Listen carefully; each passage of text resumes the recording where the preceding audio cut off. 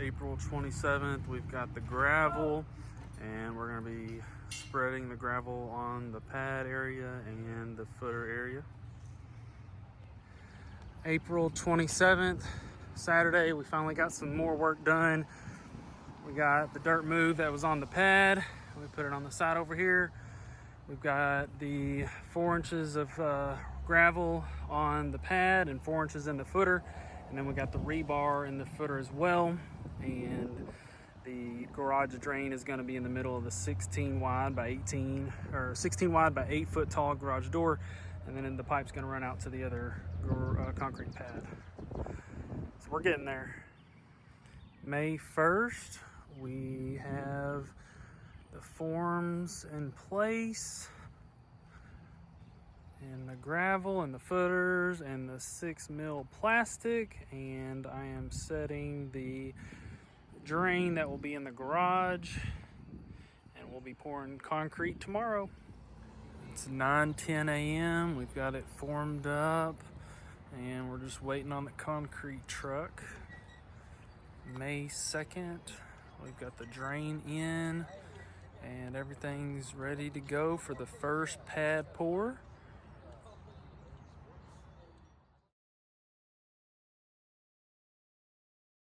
The first truck came in with about 11 yards of concrete, and I'm going to show in this next clip. Once they completed with the first truck, you'll see where the concrete ends, and there was a cold crack, and that's where the crack occurred. It was about 24, 26 feet long. I think that the two different mixtures, they probably should have mixed it a little bit better where the cold seam was, and that would have alleviated that first crack. Concrete truck number 1 has left the building.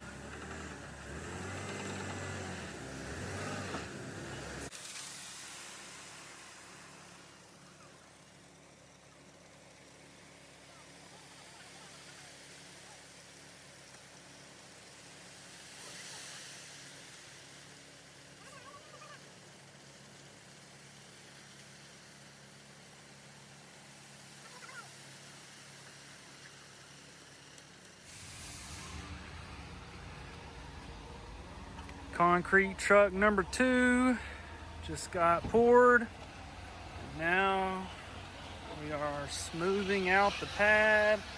We've got the bull float going, and he's cleaning up around the garage drain, and then we're going to give it a light brush finish to top it off. I added the 40-inch drain, so I'll be able to wash my vehicles inside the garage, and I probably should have did another 40-inch drain towards the back wall there and connected them with a 3-inch pipe, but I just put one drain in there, and it does the job. It's functional, but I probably should have added one more.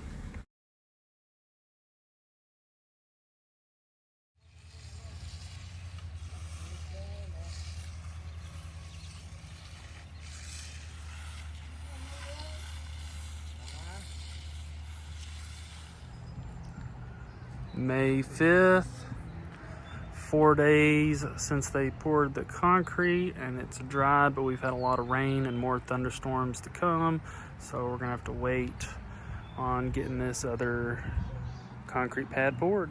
Left side of the garage, we've got 8 to 10 inches, and the building is gonna start like right here. So I've got a foot of concrete, and then the retaining wall, I'm gonna put a drain in the middle, like right here, and then in the middle on the back there, and then on the right side. So we just need to kind of straighten up this dirt, and then the back side is maybe 2 or 3 feet, as you can see here.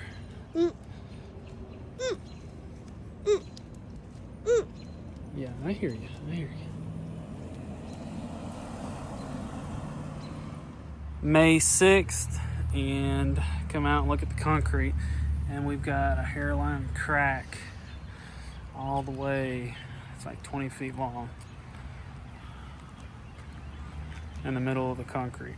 May 9th, Thursday, 7 days after they poured the concrete. They came out 2 days ago to cut the lines, and they sealed it because there was a 20-foot crack starting from like in this area and running all the way here. So right in the middle of the pad. And May 14th, we got over 400 concrete pavers, and we're going to get started on the retaining wall. May 14th, I noticed some more cracks in the pad. So we've got this one. There's one right there. And then the one that goes from here all the way to here was the original one within 3 or 4 days after they poured it.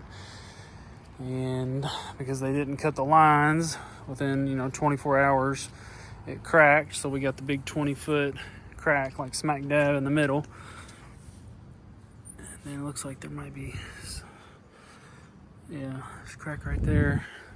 So we got several either surface level cracks or maybe it's something more serious, but only time will tell, really.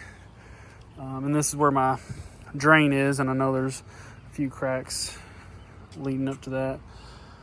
But yeah, that's kind of where we're at. May 14th. Kind of disappointing to crack and for them not to come out and cut the relief lines in it. And you can see the crack right there, crack right here, crack right there. So we're just gonna roll with it and see what happens. And other than that, I mean, it looks pretty nice. 36 by 24 feet. And then all these blocks here, there's 420 blocks, and I'm putting a retaining wall up on 3 sides. So a few things that could have went a lot better is they waited 4 to 5 days after the concrete dried to cut any kind of relief cuts or lines in the concrete to help with the cracks. And once they did that, there was already several cracks, and then they sealed it afterwards. But you need to seal it and cut it the same day, or at least maybe a day late maximum. But once it starts to harden, you can walk on it. You need to start cutting, or put some hand cuts in there to alleviate some of the weight. And with this being a larger pad, you need to put some relief cuts in there. Second is if you're using several different trucks and different mixtures, where the 2 concrete pours meet, kind of mix that in so there's not a weak, cold joint there where that is susceptible to crack. And then I added a 40-inch drain towards the garage door, towards the front of the garage, and I probably should have added one more towards the back, because once you put your vehicles in there, it's not going to cover both areas, and then the water is actually draining towards the back and not towards the drain, which was 15-20 feet away. So I should have added another drain. If you have any comments or questions, just drop them below. Thanks again for watching, and don't forget to like and subscribe.